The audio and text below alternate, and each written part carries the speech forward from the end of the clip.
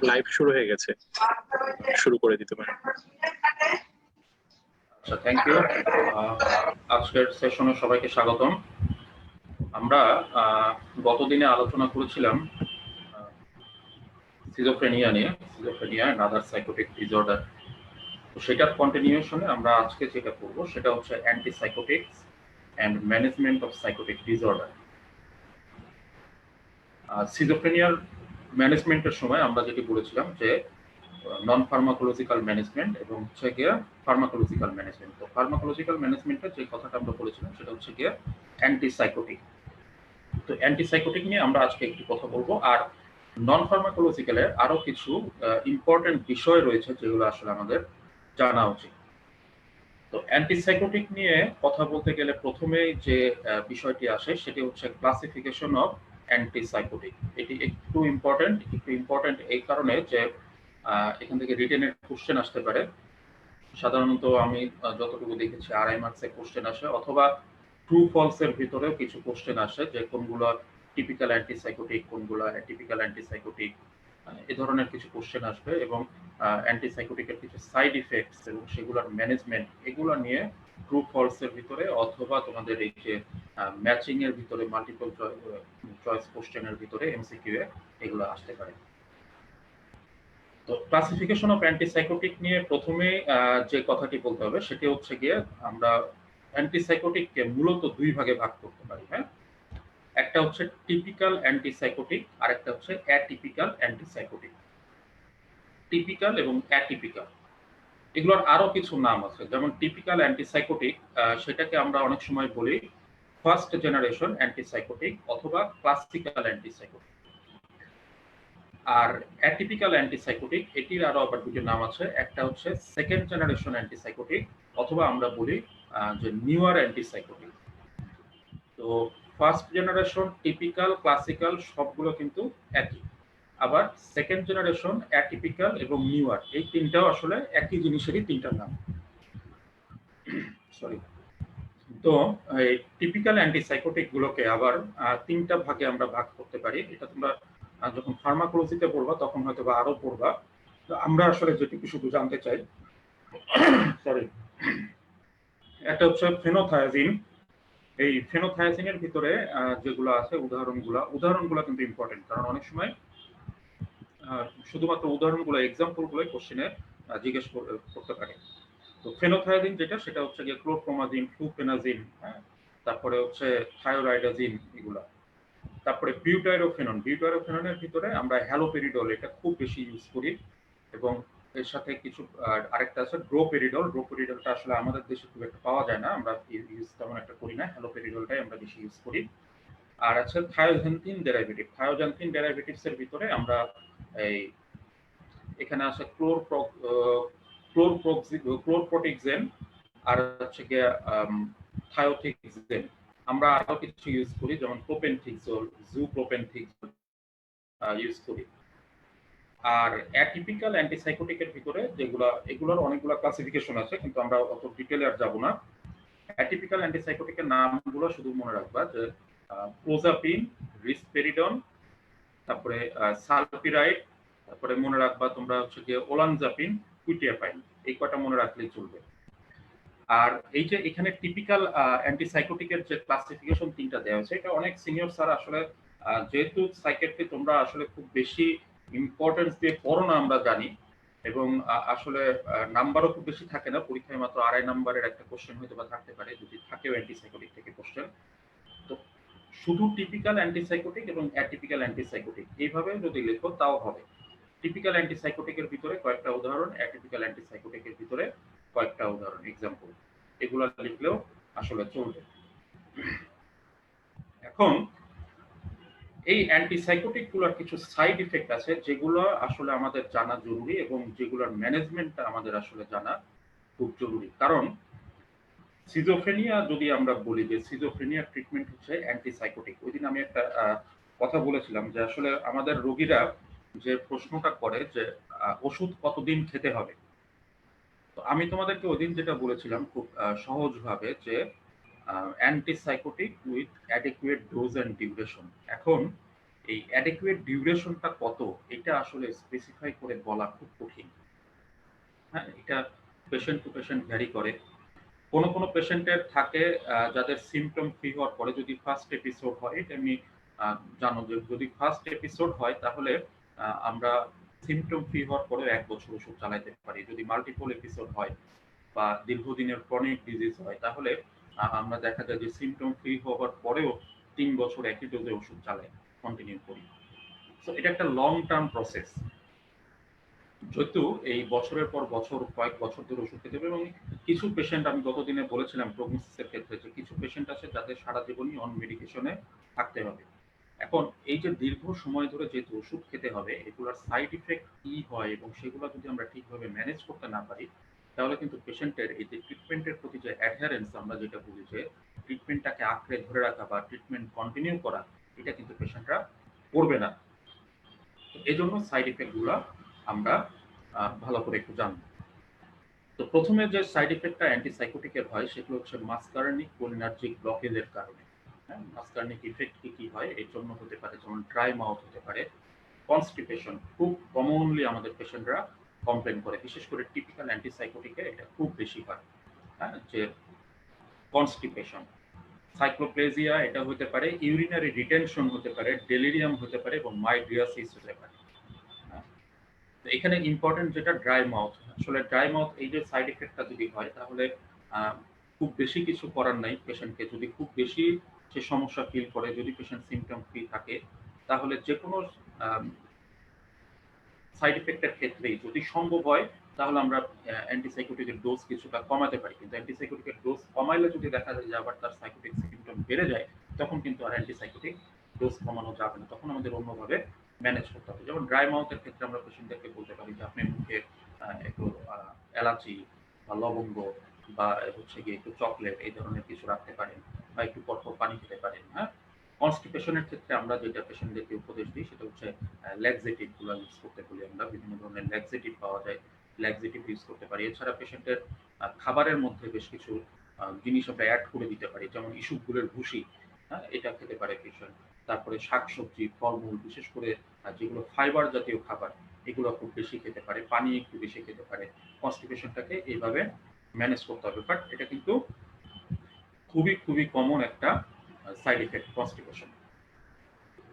সাইক্লোপ্লেজিয়ার ক্ষেত্রেও আসলে তেমন কিছু করার নাই, এটা হচ্ছে গিয়ে ডোজ কমাইতে হবে অথবা আমরা যেটা করি যে এর সাথে আমরা প্রোসাইক্লিন জাতীয় ওষুধ ব্যবহার করতে পারি।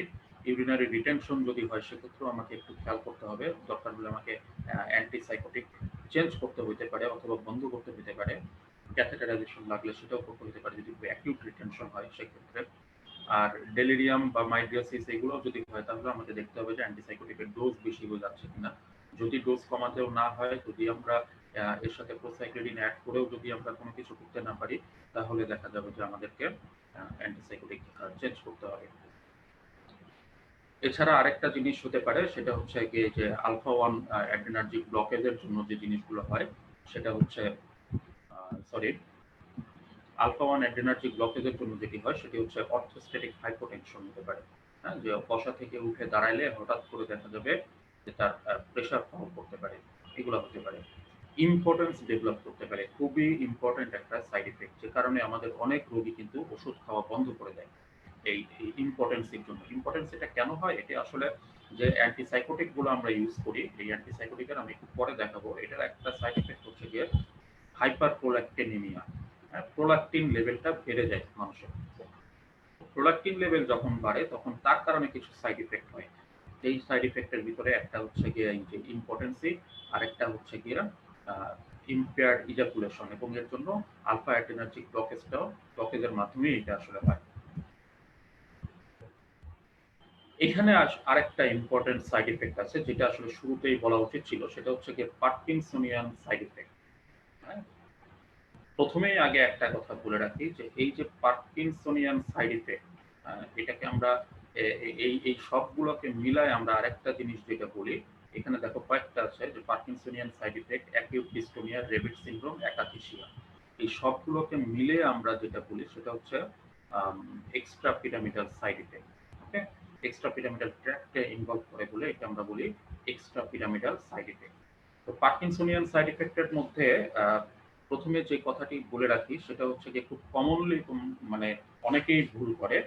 আমিও যখন স্টুডেন্ট ছিলাম আমারও একটু কনফিউশন ছিল যে পার্কিনসনস ডিজিজ আর পার্কিনসনিয়ান সাইড ইফেক্ট দুটো কিন্তু এক জিনিস না। সিমটমের কিছু মিল থাকতে পারে কিন্তু দুটো কিন্তু এক জিনিস না, এটা মনে রাখতে হবে। পার্কিনসনিয়ান সাইড ইফেক্টে এখানে শুধু ট্রিমরের কথা লেখা আছে, কিন্তু যেটি হয় তিনটা জিনিস হয়, ট্রেমর, রিজিডিটি আর হচ্ছে গিয়া ব্র্যাডিকাইনেসিয়া। তিনটা জিনিস হয়। ট্রেমরটা কেমন ধরনের ট্রেমর হবে? এটা হবে একটা রেস্টিং ট্রেমর। পেশেন্ট বসে থাকবে তারপরেও তার ট্রেমর হতে থাকবে। এটা হচ্ছে পার্কিনসনিয়ান সাইড ইফেক্টের ট্রেমর। আর কি হয়? রিজিডিটি হতে পারে। রিজিডিটিটা দুই রকমের হয়। একটা হচ্ছে লেট পাইপ রিজিডিটি আর একটা হচ্ছে কগ হুইল রিজিডিটি। এটা যখন তোমরা ক্লিনিক্যাল ক্লাসে যাবা তখন তোমাদের স্যাররা দেখাবেন। লেগ পাইপ রিজিডিটি মানে হচ্ছে যে আমরা এই যে পেশেন্টের যে আর্ম, এই আর্মটাকে যদি আমরা বাঁকাইতে যাই এলবো জয়েন্টের ক্ষেত্রে, তাহলে ইনিশিয়ালি আমি একটু রেজিস্ট্যান্স ফিল করব, হ্যাঁ, কিন্তু তারপরে একটা সময় পরে হঠাৎ করে রেজিস্ট্যান্স বন্ধ হয়ে যাবে। এটার আরেকটা নাম হচ্ছে ক্লাস্প নাইফ রিজিডিটি। ক্লাস্প নাইফ, টিপ চাকু থাকে, অনেক সময় তোমরা দেখো যে টিপ চাকুটাকে যদি আমরা বাঁকাইতে যাই শুরুর দিকে একটু রেজিস্ট্যান্স ফিল হয়, তারপরে ফাট করে লেগে যায়। এই ক্লাস্প নাইফের মতো একটা অনুভূতি হবে। তুমি শুরুর দিকে যখন একটু বাঁকাইতে যাবা তখন দেখবা যে একটা রেজিস্ট্যান্স ফিল করবা, পরে ঠাস করে লেগে যাবে। এটা হচ্ছে গিয়ে ক্লাস্প নাইফ রিজিডিটি। আরেকটা হয় যেটা, সেটা হচ্ছে কগ হুইল রিজিডিটি। আমরা অনেক সময় পরীক্ষার ভাইভাতে স্যাররা দেখাইতে বলতে পারে যে কগ হুইল রিজিডিটি। কগ হুইল কথাটার মানে হচ্ছে গরুর গাড়ির চাকা। তোমরা গরুর গাড়ির চাকা যারা দেখেছো তারা বা গরুর গাড়ি চলতে যারা দেখেছো, চাকা শুধু দেখলে হবে না, গরুর গাড়ি চলছে এরকম অবস্থায় যারা দেখেছো তারা দেখবা, খেয়াল করেছো কিনা, যে গরুর গাড়ি যখন চলে তখন তার চাকার ভিতরে মানে ক্যাচ ক্যাচ ক্যাচ ক্যাচ করে একটা আওয়াজ হয়। দেখে মনে হয় যে মনে হয় কিছু একটা আটকে আটকে যাচ্ছে, আবার ছেড়ে দিচ্ছে, আটকে যাচ্ছে এবং ছেড়ে দিচ্ছে, চলছে বাট জিনিসটা খুব স্মুথলি চলছে না। তো এই কগ হুইল রিজিডিটিটাও আমরা অনেক সময় দেখি। আমরা পেশেন্টের আর্ম, এটা তো ক্লিনিক্যাল ক্লাসে আবার দেখাবে, জাস্ট আমি বলছি, পেশেন্টের আর্মটাকে এইভাবে এক হাতে ধরবা, ধরার পরে তাকে বলবা হাতটা ইজি করতে। হাতটা ইজি করলে তুমি এই এই হাতটা দিয়ে, অপোজিট হাতটা দিয়ে পেশেন্টের এই জায়গাটা ধরে এটাকে যদি একটু এই রিস্ট জয়েন্টটাকে একটু সার্কামফারেন্সিয়াল মুভমেন্ট করতে যাও, তাহলে দেখবা যে একটু কেমন আটকে আটকে যাবে এবং এটা কানে শোনা যায় না, বাট হাত দিয়ে যখন তুমি এটা করবা তখন ফিল করবা যে এই রিস্ট জয়েন্টের ভিতরে ওই গরুর গাড়ির চাকার মতো মনে হয় কিছু একটা আটকে আটকে যাচ্ছে।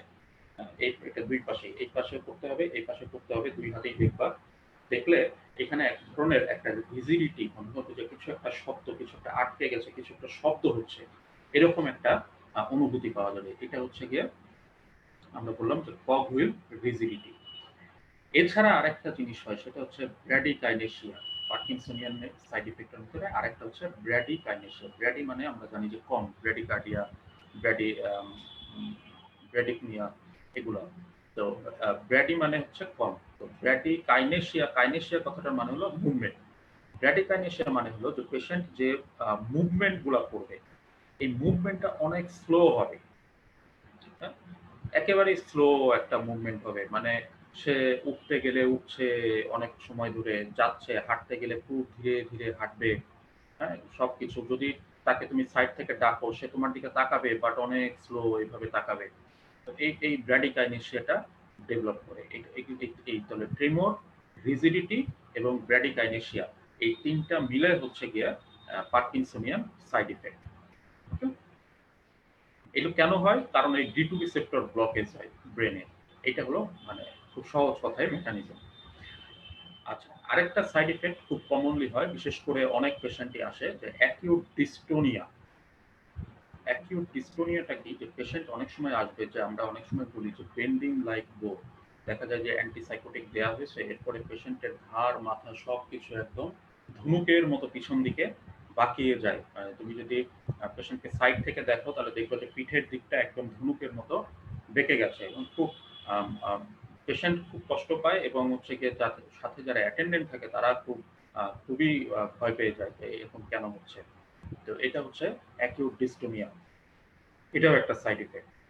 আচ্ছা, আরেকটা হলো র্যাবিট সিনড্রোম। এখানে লিখে আসা যাবে যে পেরিওরাল একটা ট্রিমর হয়, এই যে মুখের চারপাশ দিয়ে পেরিওরাল একটা ট্রিমর। তোমরা রেবিট দেখেছো কিনা, রেবিট ওই খরগোশ টাইপের প্রাণী, তারা হচ্ছে গিয়ে সবসময় একটা কিছু চাপাইতে থাকে, তাদের মুখটা সবসময় একটু নড়তে থাকে।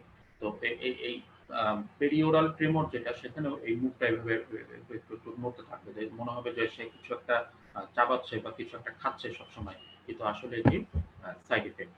আরেকটা যেটি হয় সেটি হচ্ছে যে অ্যাকাথিসিয়া। অ্যাকাথিসিয়াটা হলো মোটর রেস্টলেসনেস। এটা আরেকটা ভাবে আমরা বলি যে ইনার ফিলিং অফ রেস্টলেসনেস। পেশেন্টের ভেতর থেকে একটা অস্থিরতা কাজ করে, সে কোনো সময় চুপচাপ বসে থাকতে পারে না। এক জায়গায় চুপচাপ বসে থাকলেও দেখবা যে পাটা খুব নাড়াচ্ছে, বা একবার উঠছে, একবার বসছে, একবার একটু বাইরে যাচ্ছে, আবার একটু আসছে।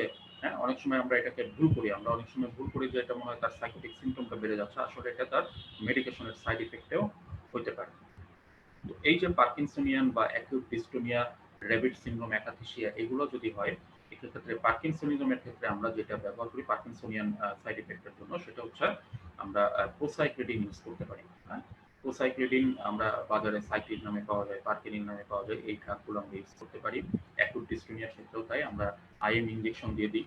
আর রেবিট সিনড্রোমের ক্ষেত্রে আমাদেরকে সাইক্লিডিন তো লাগবেই, তাছাড়াও খেয়াল করতে হবে যে অ্যান্টিসাইকোটিকের ডোজ কমাতে হবে কিনা, অথবা অন্য কোনো অ্যান্টিসাইকোটিকে সুইচ করতে হবে কিনা। আর একাথিসিয়া যদি হয়, একাথিসিয়ার ক্ষেত্রেও অ্যান্টিসাইকোটিক একটু লো পটেন্সি যেগুলো অ্যান্টিসাইকোটিক বা নিউয়ার অ্যান্টিসাইকোটিক, সেগুলো আমরা ইউজ করব। পাশাপাশি আমরা কিছু ওই যে বিটা ব্লকার জাতীয় কিছু দিতে পারি, যাতে রেস্টলেসনেস কিছুটা কম হতে পারে। পরে যেটা আছে নিউরোলেপটিক ম্যালিগন্যান্ট সিনড্রোম, এটা খুব ডিটেলে আমরা যাব না, এটাও একটা সাইড এফেক্ট, খুব হাই ফিভার হয়, ইউপিএসসি হয়, হ্যাঁ, সিপিকে বেড়ে যায়, এগুলো হতে পারে। আরেকটা যেটা ইম্পর্টেন্ট জিনিস লাস্টে, যেটা হচ্ছে গিয়ে টার্ডিভ ডিসকাইনেশিয়া। টার্ডিভ ডিসকাইনেশিয়া এটাও কিন্তু এক ধরনের, মানে ওই যে আমরা যেটা বললাম যে রেবিট সিনড্রোম, অনেকটা সেরকম। এটা হচ্ছে গিয়ে একটা পেরিওরাল একটা মুভমেন্ট হয়। পেশেন্ট সবসময় এরকম করবে, এরকম একটা মুভমেন্ট হচ্ছে। কিন্তু আমার দেখলে মনে হবে যে অনেক সময় আমাদের অনেকেই আছে মুরব্বী যারা পান খায়, হ্যাঁ, মনে হবে যে মুখের ভিতরে মনে হয় কোনো পান আছে বা কোনো একটা কিছু আছে বা চুইংগাম আছে, যেটা সে সবসময় এরকম চিবোতে থাকে। তো এরকম একটা মুভমেন্ট পেশেন্টের হতে থাকে, এটা হলো টার্ডিভ ডিসকাইনেশিয়া। এবং এটা কেন হয়, এটাও ওই ডি2 রিসেপ্টরের সুপার সেন্সিটিভিটি, অর্থাৎ ডি2 রিসেপ্টরের অ্যাক্টিভিটিস গুলা খুব বেড়ে যায়, তখন এটি হতে পারে। আচ্ছা, এরপরে যেটি হতে পারে সেটি হচ্ছে গিয়ে সিজার। অ্যান্টিসাইকোটিকের ডোজ অনেক বেড়ে গেলে সেখানে কিন্তু সিজার হতে পারে। কেন সিজার হয়? কারণ হচ্ছে আমরা বললাম যে প্রোল্যাক্টিন লেভেল বেড়ে যায়। এবং এই অ্যান্টিসাইকোটিক প্রোল্যাক্টিন লেভেল বাড়ার মাধ্যমে যে আরেকটি কাজ করে, সেটা হচ্ছে ব্রেনের সিজার থ্রেশহোল্ডটাকে অনেক কমিয়ে দেয়। তো সিজার থ্রেশহোল্ড যদি কমে যায়, তখন অল্পতেই তার সিজার হবে। এছাড়া আরেকটা জিনিস হয় হিস্টামিনার্জিক ব্লকেজের জন্য, সেটা হচ্ছে সিডেশন। অনেক অ্যান্টিসাইকোটিক আছে, বেশিরভাগ অ্যান্টিসাইকোটিক, অনেক বলা ঠিক না, বেশিরভাগ অ্যান্টিসাইকোটিকের প্রচুর সিডেশন হয়। তো এটিও খেয়াল করতে হবে। সিজার যদি হয়, তাহলে অবশ্যই তোমাকে অ্যান্টিসাইকোটিকের ডোজ কমাতে হবে, বা লো পটেন্সি বা নিউয়ার অ্যান্টিসাইকোটিকে যেতে হবে। এবং এর সাথে প্রয়োজন হলে, যদি একেবারে প্রয়োজন হয়, তাহলে অ্যান্টিএপিলেপটিক ড্রাগও আমাদের ইউজ করতে হইতে পারে। আর সিটেশন যদি বেশি হয়, সেক্ষেত্রেও দেখতে হবে যে সিটেশন কমানোর ব্যবস্থা করতে হবে, পেশেন্টের স্লিপ হাইজিন মেনটেন করতে হবে। স্লিপ হাইজিনের কথা পরে বলবো আমরা। এবং যেগুলো অ্যান্টিসাইকোটিকে সিটেশন বেশি হয় না, সে ধরনের অ্যান্টিসাইকোটিক ইউজ করতে হবে। এরপরে যেটি হয় সেটি হলো ওয়েট গেইন হতে পারে, খুব কমন একটা সাইড ইফেক্ট। অ্যান্টিসাইকোটিক দীর্ঘদিন খেলে একটু একটু ওয়েট গেইন হতে পারে। তো যদি যে পেশেন্টদের এরকম ওয়েট গেইন হয়, তাদের ক্ষেত্রে আসলে অ্যাডভাইস যেটা দিতে হবে সেটা হচ্ছে তাদেরকে একটা প্রপার ডায়েট মেনটেন করতে হবে এবং রেগুলার ফিজিক্যাল এক্সারসাইজে আসতে হবে, কার্বোহাইড্রেট ইনটেক কমাতে হবে। আমি যেমন খুব সহজ কথায় পেশেন্টদেরকে বলে দিই যে আমাদের সোসাইটির পার্সপেক্টিভে যে ভাত, আলু এবং মিষ্টি, এই তিনটা জিনিস কম খাবে। আমরা যে সারাদিনে খাবারগুলো খাই, আমাদের মেইন সোর্স অফ কার্বোহাইড্রেট কিন্তু খেয়াল করে যদি দেখো একটু, বেশিরভাগ কার্বোহাইড্রেটই কিন্তু আসে হলো ভাত, আলু আর মিষ্টি থেকে। তো পেশেন্টদেরকে ভাত, আলু এবং মিষ্টি, এই তিনটা জিনিস একটু অ্যাভয়েড করে চলতে হবে। বা ভাত তো খেতেই হবে আমাদের সমাজে থাকলে, সেখানে ভাতের বিকল্প তো যদি রুটি খেতে পারে তাহলে খুব ভালো, যদি না পারে তাহলে অন্তত ভাতের পরিমাণ কমাতে হবে। তো এই কার্বোহাইড্রেট ইনটেক কমাতে হবে।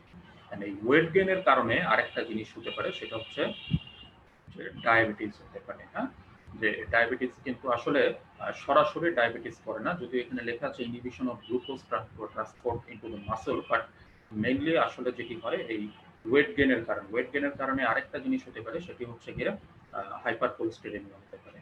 লিপিড ডিসলিপিডিমিয়া হতে পারে, কোলেস্টেরল লেভেল বেড়ে যেতে পারে। তো ওয়েট গেইনটাকে আসলে একটু কশাসলি কন্ট্রোল করতে হবে। আরেকটা জিনিস যেটা হয় সেটা হচ্ছে গ্যালাক্টোরিয়া। এই যে আমরা বলেছিলাম যে প্রোল্যাকটিন লেভেল বাড়ে, ইনক্রিজ প্রোল্যাকটিন লেভেলের কারণে এই গ্যালাক্টোরিয়া হতে পারে। প্রোল্যাকটিন লেভেল কেন বাড়ে? দেখো এখানে লেখা আছে যে ডোপামিনার্জিক ব্লকেজ ইন হাইপোথ্যালামাস। তো হাইপোথ্যালামাসে যদি ব্লকেজ হয়ে যায়, ইনহিবিশন হয়ে যায়, তখন কিন্তু ইনহিবিশনটা কমে যায়, তখন কিন্তু হচ্ছে এই গ্যালাক্টোরিয়াটা ডেভেলপ হাইপারপ্রোলাকটিনিমিয়া হবে। হাইপারপ্রোলাকটিনিমিয়া হলে গ্যালাক্টোরিয়া হয় এবং এই যেহেতু হাইপারপ্রোলাকটিনিমিয়া হয়, আরেকটা জিনিস হয় মহিলা পেশেন্টদের ক্ষেত্রে বিশেষ করে, সেটা হচ্ছে গিয়ে অনেক সময় অ্যামেনোরিয়া ডেভেলপ করতে পারে। অনেক পেশেন্ট আসে যে অ্যান্টিসাইকোটিক ২ দিন ৩ দিন খাচ্ছে, তারপরে তার ২-৩ মাস খাচ্ছে, কিন্তু এর ভিতরে তার অ্যামেনোরিয়া হচ্ছে। এটার জন্য আসতে পারে। এক্ষেত্রে পেশেন্টকে বুঝাইতে হবে তো গ্যালাক্টোরিয়া হয়, এটা আসলে একটু বদারসাম, অনেকেই পছন্দ করেন না বা আসলে পছন্দ করার মতো বিষয় না। সেক্ষেত্রেও আমাদেরকে অ্যান্টিসাইকোটিক চেঞ্জ করতে হতে পারে, লো পটেন্সি অ্যান্টিসাইকোটিকে যেতে হবে এবং আম সাথে প্রোল্যাকটিন লেভেল দেখতে হবে। দেখে যদি একেবারে অনেক বেশি থাকে, তখন আমাদের অ্যান্টিসাইকোটিকের ডোজ কমাইতে হতে পারে বা সুইচ করতে হতে পারে।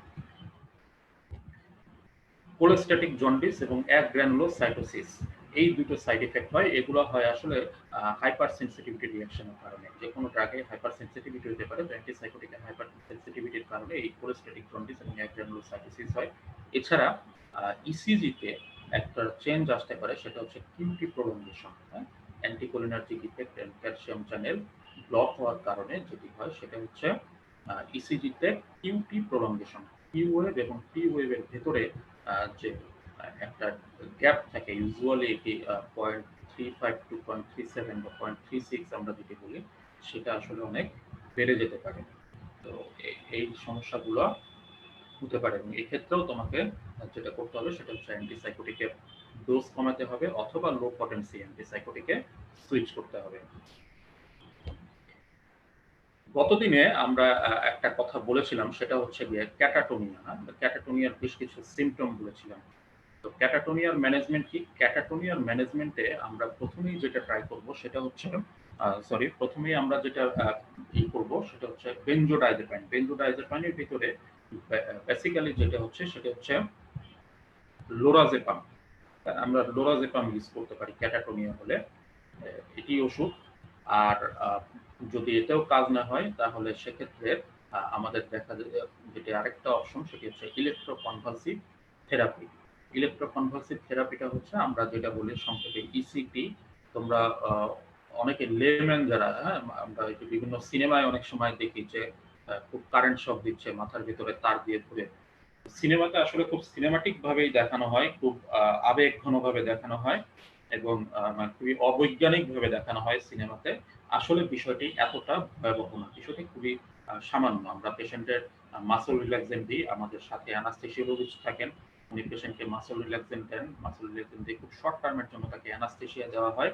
অ্যানাস্থেসিয়া দেওয়ার পরে আমরা তাকে খুব অল্প, একেবারে 0.5 থেকে 0.6 মিলিভোল্ট কারেন্ট, আমরা 0.3 টু 0.5 মিলিভোল্ট কারেন্ট আমরা এই 1 থেকে 2 সেকেন্ড অথবা তার এই যে টেম্পোরো, এখানে আমাদের যে আপার ক্যান্থাস অফ দ্য আই এবং হচ্ছে ট্র্যাগাস এর মানে আউটার 1/3 অর্থাৎ এই টেম্পোরাল রিজিয়নে দুটো লিড বসানো হয়। লিড বসানোর পরে জাস্ট মেশিনটা খুবই অটোমেটিক একটা মেশিন, একটা সুইচ দিলে জাস্ট অল্প সময়ের জন্য একটু অল্প মিলিভোল্টের একটু কারেন্ট এখানে যায়।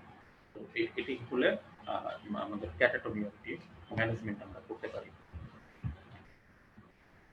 আচ্ছা, নন ফার্মাকোলজিক্যাল ম্যানেজমেন্ট আমরা গতদিনে যে কথাগুলো বলেছিলাম যে অ্যাসিওর করতে হবে পেশেন্টকে, যে পেশেন্টকে কি অ্যাসিওর করতে হবে, পেশেন্টকে ঠিক না, পেশেন্টের অ্যাটেন্ডেন্টকে, বিশেষ করে সাইকোটিক ডিসঅর্ডার গুলো হলে পেশেন্টের অ্যাটেন্ডেন্টকে আমাদের অ্যাসিওর করতে হবে যে এই ডিজিজটা কি ধরনের ডিজিজ এবং ডিজিজের ম্যানেজমেন্ট কি, তারপরে হচ্ছে গিয়ে আউটকাম কেমন হতে পারে, এগুলো সম্বন্ধে কথা বলতে হবে। অ্যাকিউট কেসে আমরা এই কথাগুলো বলি, তারপরে পেশেন্টের ট্রিটমেন্ট শুরু করি। সাইড এফেক্ট গুলো সেগুলো আমরা ম্যানেজ করলাম। পেশেন্টের ট্রিটমেন্ট যেন অ্যাডহেরেন্স থাকে সেগুলো আমরা দেখলাম। রেগুলার ফলো আপ করতে হবে। এছাড়া আরো কিছু ইম্পর্টেন্ট জিনিস আছে যে সিজোফ্রেনিয়া পেশেন্ট বা সাইকোটিক পেশেন্টের সাথে এবং পেশেন্টের অ্যাটেন্ডেন্টের সাথে, দুজনের সাথে এই বিষয়গুলো নিয়ে একটু আলাপ করতে হবে। এবং তোমরা যখন ডাক্তার হয়ে বের হবে, এমবিবিএস পাশ করবে, তখন দেখবে যে তোমাদের আশেপাশেও অনেক কিন্তু এরকম পেশেন্ট পাবে, নিজেদের একটু পরিচিত বন্ধু বান্ধব অথবা আত্মীয় স্বজন, হ্যাঁ, যেই হোক, যেহেতু তুমি ডাক্তার, তুমি তুমি ডাক্তারি পাশ করে এসেছো, তাদের এরকম একটা বিষয় যদি থাকে তাদের বাড়িতে বা তাদের পরিবারে কেউ যদি এরকম একটা পেশেন্ট থাকে, তারা তোমার কাছে কিন্তু এই পরামর্শ করতে আসবে। কারণ একজন সাইকিয়াট্রিস্ট যতই তাকে পরামর্শ দিক না কেন, তুমি যেহেতু তার আপনজন, তোমার কাছে ওইটা আরেকবার একটু ভেরিফাই সে করতে আসবেই।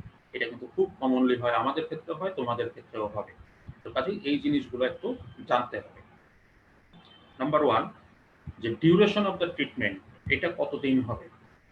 যে খুব কমনলি তোমাকে এসে হয়তোবা জিজ্ঞাসা করতে পারে যে, "আমি তো ডাক্তারের কাছে যাই ১ মাস ২ মাস পর ফলো আপ করি। ডাক্তার আমাকে ওষুধ দেয় আর হয়তোবা বলে যে এই ওষুধই চলতে থাকুক বা ওষুধের ডোজ একটু কমায় বা বাড়ায়। কিন্তু কতদিন আমি ওষুধ খাবো? এটা তো ডাক্তার বলেন না।" আসলে অ্যান্টিসাইকোটিক বা সিজোফ্রেনিয়ার ওষুধ কতদিন খাবে, এটা ফিক্সড করে বা একদম নির্দিষ্ট করে বলা কিন্তু আ মোটামুটি অসম্ভব। এটা বলা যাবে না। একেক পেশেন্টের ক্ষেত্রে একেক রকম লাগতে পারে। যে কথাটি আমি বলেছিলাম শুরুতেই যে, যদি পেশেন্টের এটি আ ফার্স্ট এপিসোড হয়, এইবারই ১ম অসুখ শুরু হয়েছে, সেক্ষেত্রে আমরা সিম্পটম ফ্রি হবার পরেও ১ বছর যে ডোজে তার সিম্পটম ফ্রি ছিল সেই ডোজ কন্টিনিউ করতে চাই বা করি। তারপরেও যদি দেখা যায় ১ বছর পরেও তার কোনো সিম্পটম নেই, তখন আমরা ডোজটা আবার একটু কমিয়ে দিয়ে আবার হয়তো ৩ মাস বা ৬ মাস ওয়েট করলাম। হ্যাঁ? এটা পেশেন্ট টু পেশেন্ট ভ্যারি করবে। এটা প্রতিটা পেশেন্টের জন্য ফিজিশিয়ানের বা সাইকিয়াট্রিস্টের জাজমেন্টটা একটু ডিফারেন্ট হইতে পারে। তারপরেও দেখা গেল যে ৬ মাস পরেও দেখা গেল যে না, আর কোনো সিম্পটম নেই। তখন হয়তোবা আমরা ডোজটা আরেকটু কমিয়ে দিতে পারি। তো এভাবে করতে দেখা যায়, আমি সাধারণত পেশেন্টদেরকে বলি যে এটা আপনাকে ৫ থেকে ৭ বছরও লাগতে পারে। আমি একটু বেশিই বলে রাখি। কারণ যেন অধৈর্য না হয়ে যায়। হুম? আর যাদের এরকম রিপিটেড এপিসোড থাকে, মাল্টিপল এপিসোড থাকে বা ক্রনিক ডিজিজ, তাদের ক্ষেত্রে আসলে সিম্পটম ফ্রি হবার পরেও ৩ বছরের মতো এই ডোজটা কন্টিনিউ করা উচিত এবং তারপরে গিয়ে ডোজ কমানোর ব্যাপারে সিদ্ধান্ত নেওয়া উচিত। তো যেহেতু একটা দীর্ঘমেয়াদী ট্রিটমেন্ট, তো পেশেন্টরা কিন্তু অনেক সময় শুনেই হতাশ হয়ে যায়। তো তাদেরকে আমরা যেভাবে একটু কাউন্সেলিং করার চেষ্টা করি, এভাবে একটু বোঝানোর চেষ্টা করি যে আপনার যদি ডায়াবেটিস হইতো বা আপনার যদি হাইপারটেনশন হইতো, তাহলে আপনাকে কতদিন ওষুধ খেতে হতো? তো তাকে তো সারা জীবন ওষুধ খেতে হবে। কিংবা হার্টের রোগী, ইসকেমিক হার্ট ডিজিজের পেশেন্ট অথবা একটা ব্রেইন স্ট্রোকের পেশেন্ট, তাকে কিন্তু সারা জীবনই ওষুধ খেতে হবে। তো সেই তুলনায় কিন্তু সাইকিয়াট্রির অসুখগুলো অনেক ভালো। এতদিন সারা জীবন ওষুধ কিন্তু সব পেশেন্টের খেতে হয় না। কোনো পেশেন্টের লাগতে পারে। সারা জীবন হয়তোবা কিছু ওষুধ তার প্রোফাইল্যাক্সিস হিসেবে কিছু ওষুধ চালানো লাগতে পারে। বাট সব পেশেন্টের কিন্তু সারা জীবন ওষুধ খেতে হয় না। তো এইভাবে তাদেরকে একটু বোঝানো, তাদেরকে একটু কমফোর্ট দেয়া এবং ওষুধ খেলে যে সে ভালো থাকবে, একটা প্রোডাক্টিভ লাইফ লিড করতে পারবে, এইটা তাকে বেশি বোঝানো যে এইটা সবচেয়ে বেশি ইম্পোর্টেন্ট। আপনাকে ওষুধ খেলেও আপনি এই যে সিজোফ্রেনিয়া এই রোগ, এই অসুখ নিয়ে কিন্তু আপনি একদম মানে ডিসেবল হয়ে যাবেন না। আপনি আপনি স্বাভাবিক কাজকর্ম করতে পারবেন, চাকরি-বাকরি করতে পারবেন, সবকিছুই আপনি করতে পারবেন। সেকেন্ড যে বিষয়টি আসলে চলে আসে সেটি হচ্ছে পেশেন্টের অকুপেশন এবং ফাংশন কেমন হতে পারে। যে আমাদের একটা প্রচলিত ধারণা আছে যে সিজোফ্রেনিয়া মানেই একেবারে বদ্ধ উন্মাদ, কাজেই একে দিয়ে লাইফে আর কিছু হবে না বা এর দ্বারা আর কিছু হবে না। ব্যাপারটা আসলে সেরকম না। যদি মেডিসিনে অ্যাডহেরেন্স থাকে, যদি পেশেন্ট ট্রিটমেন্ট কন্টিনিউ করে, সিজোফ্রেনিয়ার পেশেন্ট অনেক কাজ করতে পারে। হ্যাঁ? আমার নিজেরই ব্যক্তিগত অনেক পেশেন্ট রয়েছে যারা এই সিজোফ্রেনিয়া, স্কুল লাইফ থেকে সিজোফ্রেনিয়া, তারা এসএসসি পাস করেছে, এইচএসসি পাস করেছে, এখন ভার্সিটিতে পড়ছে। এরকমও আছে। অনেক সিজোফ্রেনিক পেশেন্ট আছে যারা ওষুধ খাওয়ার পরে একদম ভালো মতো তারা অফিসে কাজ করছে। হুম? তারা অফিসে কাজ করছে, কেউ আসে ব্যবসা করছে। যদিও একটু হেল্প লাগে অনেকের, অনেকের লাগেও না, নিজে ব্যবসা করছে। অনেক পেশেন্ট আছে ওষুধ খেয়ে এখন ভালো আছে, তারা নিজে ডাক্তারের কাছে ফলো আপ এর জন্য চলে আসে। তো কাজেই সিজোফ্রেনিয়া হলেই যে বদ্ধ উন্মাদ হয়ে যাবে এবং তাদের ফাংশনাল লাইফ একেবারে নষ্ট হয়ে যাবে, এরকমটা মনে করার কোনো কারণ নেই। পাশাপাশি আরেকটা জিনিস মনে রাখতে হবে, যেটা সাধারণত বাবা-মাদেরকে নিয়ে প্রবলেমটা হয়, গার্ডিয়ানদেরকে নিয়ে প্রবলেমটা হয়। সেটা হচ্ছে যে কোনো বাচ্চার যদি আনফরচুনেটলি তার একটু আর্লি লাইফে সিজোফ্রেনিয়া শুরু হয়, যে স্কুল লাইফে তার সিজোফ্রেনিয়া হয়ে যাচ্ছে, সেক্ষেত্রে আসলে বাবা-মাকে তার পরবর্তী লাইফ নিয়ে একটু প্ল্যান করতে হবে। একটু পরিকল্পনা করতে হবে। কি ধরনের পরিকল্পনা?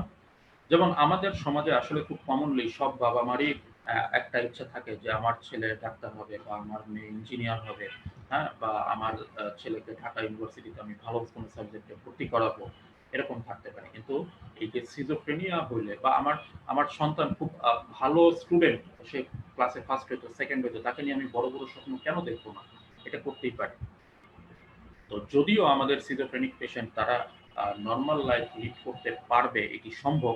যদিও তারা চাকরি-বাকরি করতে পারবে, পড়াশোনা করতে পারবে, সবই করতে পারবে। কিন্তু তাদেরকে নিয়ে আসলে খুব বেশি উচ্চাশার ভিতরে যাওয়া খুব বেশি আসলে উচিত না। উচিত না এই কারণে যে সে পারবে না তা না। কিন্তু যেটি হয় যে পড়াশোনার একটা স্ট্রেস, পরীক্ষার একটা স্ট্রেস, তোমরা মেডিকেল স্টুডেন্ট তোমরা জানো যে একটা পরীক্ষার আগে কি পরিমাণ সাইকোলজিক্যাল স্ট্রেস একটা স্টুডেন্টের উপর দিয়ে যায়। প্রতিটা একটা প্রফ মানে এটা আসলে বলে বোঝানো সম্ভব না, হ্যাঁ?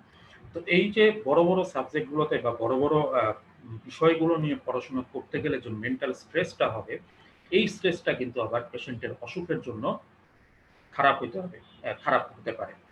পড়াশোনা কঠিন সেটা পারবে না, সেটার চেয়ে বড় বিষয় হলো যে পরীক্ষার এই যে একটা স্ট্রেস থাকবে, পড়াশোনার যে একটা স্ট্রেস থাকবে, আমি যেটা বুঝাইতে চাচ্ছি যে একটা অ্যাংজাইটি, একটা স্ট্রেস, একটা ভীতি, এটা কিন্তু পেশেন্টের অসুখের জন্য খারাপ হবে।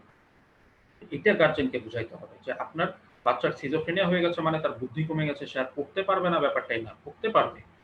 পড়া মুখস্থ হয়তোবা করতে পারবে, সবই পারবে। কিন্তু ওই যে ভীতি, যে ওই যে স্ট্রেস, ওটা কিন্তু যদি আবার তার মাথার ভিতরে আসে তখন কিন্তু তার সিম্পটম আবার বেড়ে যেতে পারে। তো সুতরাং যেসব জায়গায় একটু কম্পারেটিভলি স্ট্রেস কম, ভীতি কম, পড়ালেখার চাপ কম, এই ধরনের জায়গায় তাদেরকে একটু পড়াশোনা করালে ভালো হয়।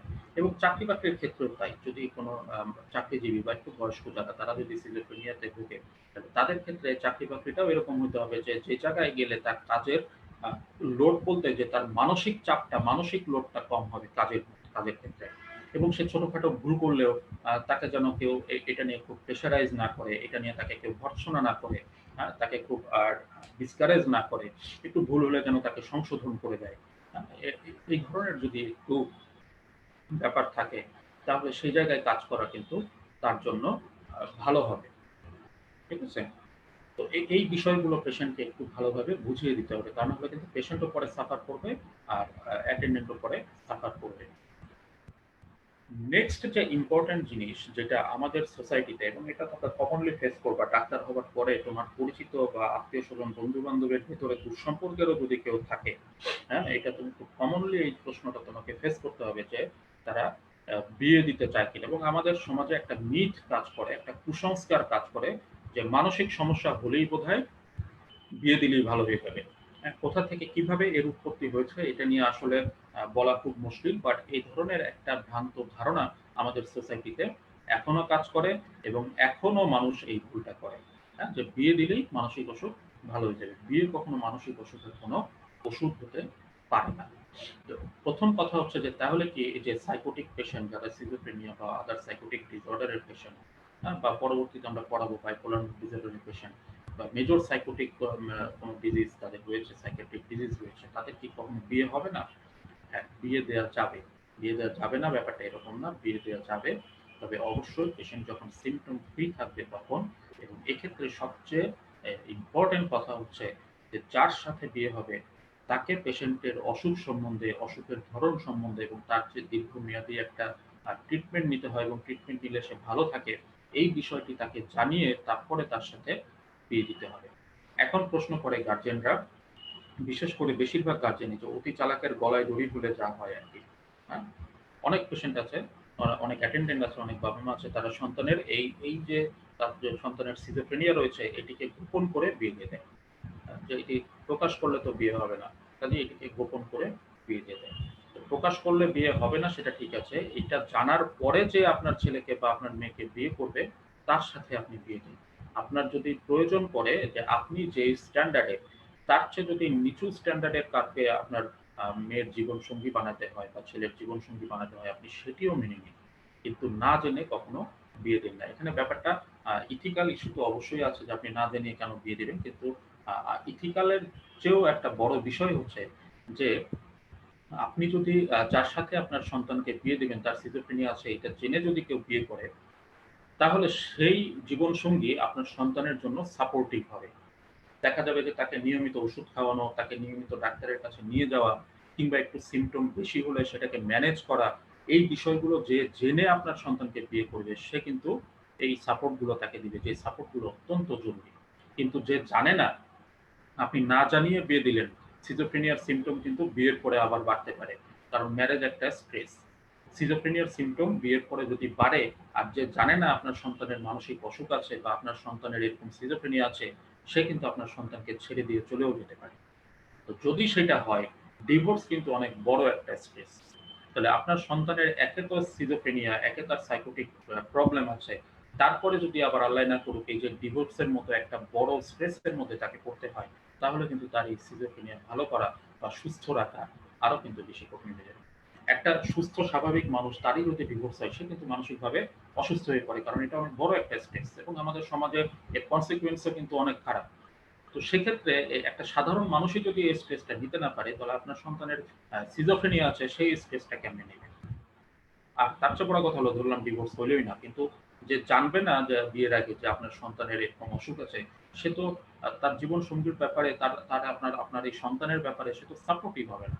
তাকে নিয়ম করে ওষুধ খাওয়ানো, তাকে ফলো আপে নিয়ে যাওয়া ডাক্তারের কাছে, তার সিমটম বাড়লে আবার তাড়াতাড়ি করে ডাক্তারের কাছে নিয়ে যাওয়া, এই কাজগুলো কে করবে? আপনি তো সারা জীবন বেঁচে থাকবেন না আপনার সন্তানদের টেক কেয়ার করার জন্য। তাহলে ডেফিনিটলি আপনার সন্তানের টেক কেয়ার করার জন্য তার জীবনসঙ্গীর সাপোর্টিভ হতে হবে। তো কাজেই কখনো না জানিয়ে এই সিজোফ্রেনিয়ার বা সাইকোটিক পেশেন্টের বিয়ে দেওয়া যাবে না। বিয়ে দিতে হলে অবশ্যই আপনি বিয়ের বয়স হলে বিয়ে দিতে পারেন। বিয়ে দিবেন তখনই যখন সে সিমটম ফ্রি থাকবে এবং যার সাথে বিয়ে দিবেন তাকে অসুখ সম্বন্ধে পুরোপুরিভাবে জানিয়ে বিয়ে দিবেন। যদি প্রয়োজন হয় তাহলে যার সাথে আপনি বিয়ে দিতে চাচ্ছেন তাকে নিয়ে আপনি সাইকিয়াট্রিস্টের সাথে দেখা করুন। সাইকিয়াট্রিস্ট বিষয়টি আরো ভালোভাবে আপনার জীবনসঙ্গীকে হয়তো বুঝিয়ে দিতে পারবে। বা এই যে সিজোফ্রেনিয়া হলেই যে তার জীবন ব্যর্থ হয়ে যায়নি, সিজোফ্রেনিয়া হলেই যে সে এক স্বাভাবিক জীবনযাপন করতে পারবে না, এটা হচ্ছে একটা ভুল ধারণা। এই বিষয়টিও সাইকিয়াট্রিস্ট দরকার হলে সেই ছেলেকে বা মেয়েকে বুঝিয়ে দিতে পারে এবং তাতে করে আপনার বিয়ে দিতে আরো সুবিধা হতে পারে। তো এই যে নন ফার্মাকোলজিক্যাল এই যে ম্যানেজমেন্ট গুলা, এগুলা কিন্তু একটু তোমাদের মাথায় রাখতে হবে, যে কথাগুলো আমরা বললাম। কারণ you are going to be a doctor, এবং ওই কথাটি আবারও বলছি যে যেহেতু তুমি সমাজে একজন ডাক্তার হিসেবে থাকবে, তোমার আত্মীয় স্বজন, তোমার বন্ধু বান্ধব, তারা কিন্তু তোমার কাছে এই বিষয়গুলো নিয়ে আলাপ করতে আসবে। তখন কিন্তু তোমাকে এই পরামর্শগুলোই দিতে হবে। তো আজকে আমরা এই পর্যন্তই কথা বলি। যদি কারো কোনো প্রশ্ন থাকে আমাকে প্রশ্ন দিতে পারো। আর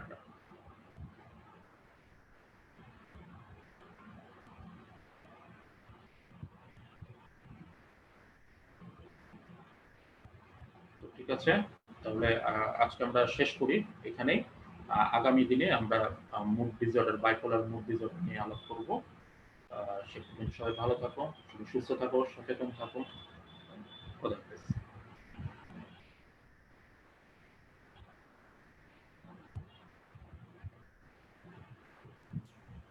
ধন্যবাদ স্যার। আসসালামু আলাইকুম। ওয়ালাইকুম আসসালাম। পার্টিসিপেন্ট ছিল? জি, আলহামদুলিল্লাহ স্যার। কি হয়েছে?